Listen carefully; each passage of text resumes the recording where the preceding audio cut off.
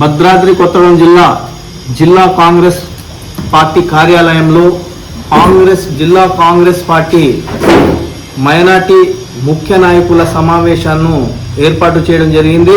భద్రాద్రి కొత్తగూడెం జిల్లాలో వివిధ మండలాల మైనార్టీ అధ్యక్షులు, నియోజకవర్గ అధ్యక్షులు, పట్టణ అధ్యక్షులు, మహిళా అధ్యక్షులు, నాయకులు, కార్యకర్తలు పెద్ద ఎత్తున పాల్గొని ఈ కార్యక్రమానికి జయప్రదం చేసినందుకు వారి అందరికీ ప్రత్యేక ధన్యవాదాలు, నమస్కారాలు తెలియజేస్తున్నా.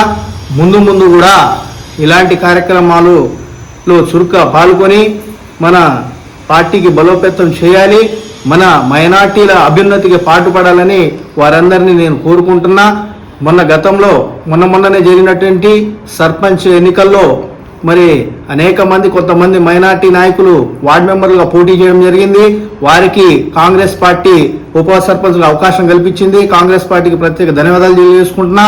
అలాగే వారికి కూడా అభినందనలు తెలియజేసుకుంటున్నా. మరి ముందు కూడా ఎన్నికలు రాబోతున్నాయి.